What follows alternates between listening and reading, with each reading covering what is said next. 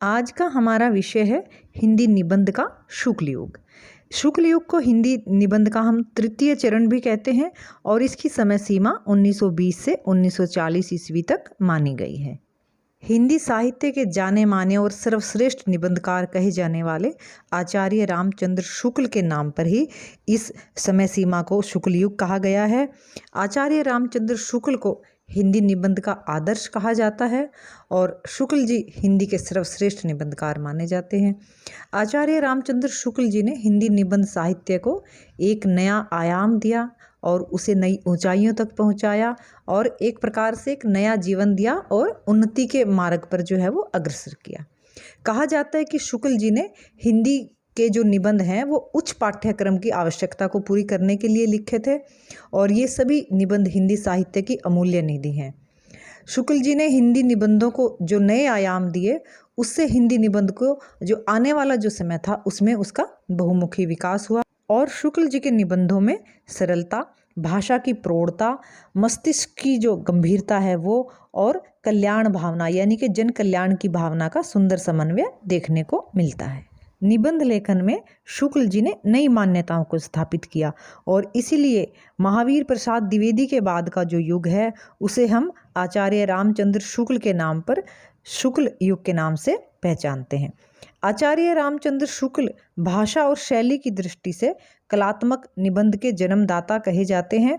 शुक्ल जी का जो प्रथम निबंध है साहित्य वो सरस्वती में 1904 में प्रकाशित हुआ था और शुक्ल जी के जो अन्य निबंध हैं वो विचार वीथी, चिंतामणि भाग 1 और भाग 2 में संकलित हैं। चिंतामणि में जो निबंध संकलित किए हैं उनसे हिंदी निबंध जो है वो अपने चरमोत्कर्ष पर दिखाई देता है और निबंध कला के सभी गुण इनके निबंधों में उपलब्ध होते हैं। शुक्ल जी के निबंधों में भाव और विचार अर्थात हृदय और बुद्धि का जो है एक संतुलित समन्वय है और उनके निबंध दो प्रकार के हैं, एक साहित्यिक समीक्षा संबंधी निबंध और दूसरे मनोविकार संबंधी निबंध।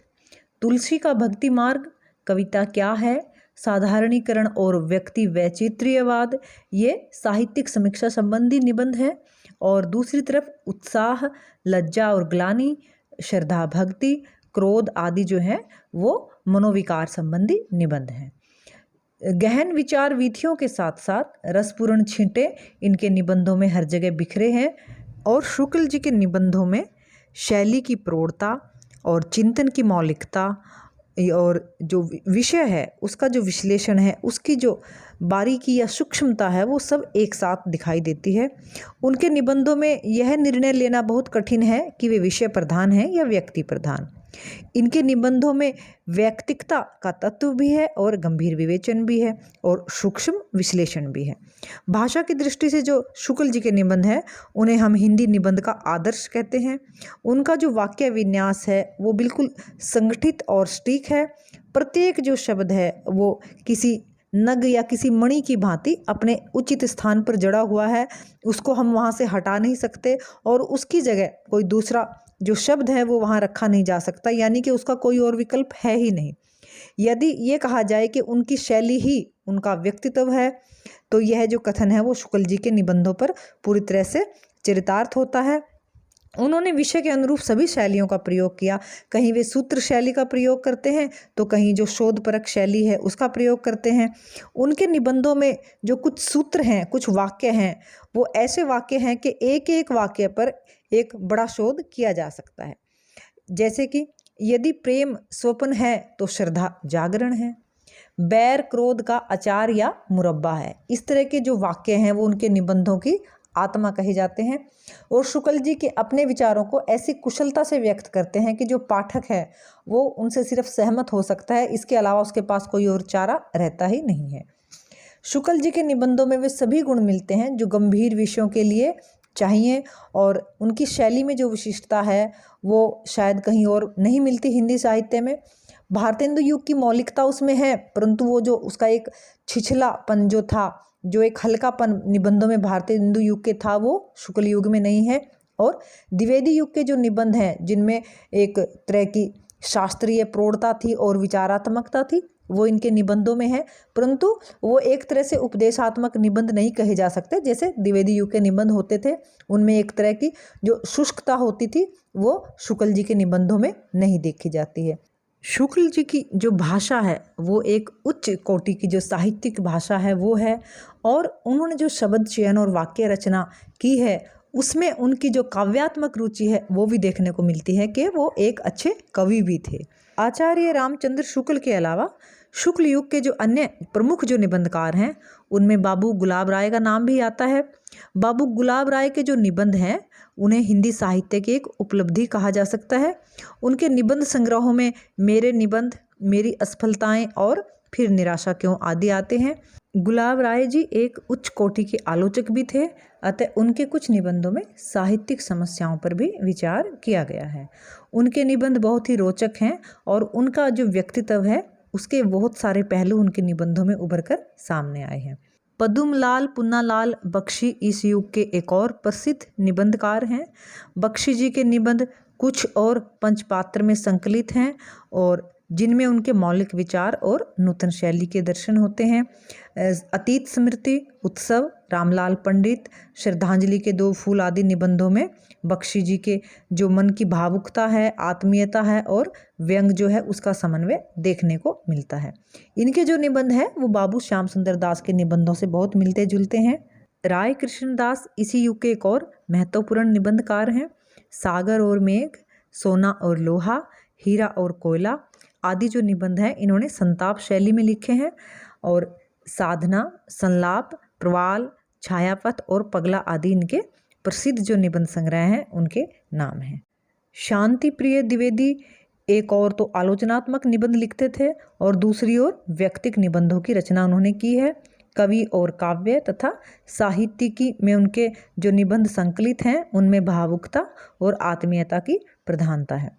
वासुदेव शरण अग्रवाल ने भी सांस्कृतिक विषयों पर निबंध लिखे हैं जिनमें उच्च कोटि की विद्वता झलकती है। माखनलाल चतुर्वेदी ने भाव प्रधान निबंधों की रचना की है जिनमें साहित्य देवता, अमीर देवता और गरीब देवता। पांडे बेचैन शर्मा उग्र के जो निबंध हैं उनमें बुढ़ापा और गाली। शिव पूजन सहाय का एक प्रसिद्ध निबंध संग्रह है जिसका नाम है कुछ। महादेवी वर्मा भी इस समय बहुत अच्छे निबंधों की रचना कर रही थी जिनमें साहित्यकार की आस्था तथा अन्य निबंध, श्रृंखला की कड़ियाँ, क्षणिक, संधिनी, चिंतन के अक्षण आदि उनके प्रमुख निबंध संग्रह हैं। और इस युग में इनके अलावा और भी बहुत सारे निबंधकार थे, क्योंकि सबका जो है परिचय हम एक वीडियो में नहीं दे सकते हैं, तो उनके जो नाम हैं वो इस प्रकार से हैं। वियोगी हरि, सियाराम शरण गुप्त, मुंशी प्रेमचंद, जयशंकर प्रसाद, हरिभाऊ उपाध्याय, आचार्य चतुर्सेन शास्त्री, राहुल सांकृत्यायन, सूर्यकांत त्रिपाठी निराला, धीरेन्द्र वर्मा, सुमित्रानंदन पंत, बनारसी दास चतुर्वेदी, नंद दुलारे वाजपेयी और डॉक्टर रघुवीर सिंह, पंडित श्री राम शर्मा। पंडित श्री राम शर्मा ने शिकार साहित्य बहुत लिखा है। पांडे बेचैन शर्मा उग्र जिनका उपनाम था, डॉक्टर संपूर्णानंद, कामता प्रसाद गुरु जिन्होंने हिंदी की एक बहुत ही प्रतिष्ठित व्याकरण की रचना की है, और परशुराम चतुर्वेदी, सदगुरु शरण अवस्थी, रामकृष्ण शिलीमुख आदि के नाम प्रमुख हैं। और बहुत सारे निबंधकार हैं जिन्होंने अपने निबंधों से हिंदी निबंध की जो परंपरा है उसे उन्नत और परिष्कृत किया है। शुक्ल युग हिंदी निबंध के विकास का स्वर्ण युग है और इस युग में निबंधों का विषय क्षेत्र अधिक व्यापक हुआ और साथ ही उसमें गंभीरता और सूक्ष्मता भी आई। ये जो निबंध हैं शुक्ल युग के, ये मनोविज्ञान, साहित्य, संस्कृति, इतिहास आदि सभी विषयों को अपने अंदर समाविष्ट किए हुए हैं और इन विषयों की जो मौलिक समस्याएं हैं उनको भी बड़ी सूक्ष्मता के साथ, बहुत ही बारीकी के साथ प्रस्तुत किया गया है। परंतु जो भावुकता और जो आत्मीयता का एक जो तत्व होता है किसी भी निबंध में, वो भी इनके अंदर बना रहा और अपनी जो निजी अनुभूतियां हैं निबंधकारों की और उनकी जो व्यक्तिक भावनाएं हैं उनका प्रकाशन भी, उनका जो चित्रण है वो भी इस युग के निबंधकारों ने खूब किया है। और भाषा शैली की दृष्टि से यह जो युग है शुक्ल युग, द्विवेदी युग की तुलना में ज़्यादा प्रौढ़ और ज़्यादा विकसित है। इसमें जो भाषा है वो द्विवेदी युग की भाषा से भी ज़्यादा प्रौढ़ और श्रेष्ठ दिखाई देती है। और आचार्य रामचंद्र शुक्ल जो हैं वो इस युग की एक महानतम उपलब्धि कहे जा सकते हैं और आचार्य रामचंद्र शुक्ल ही हिंदी के सर्वश्रेष्ठ निबंधकार कहे जा सकते हैं।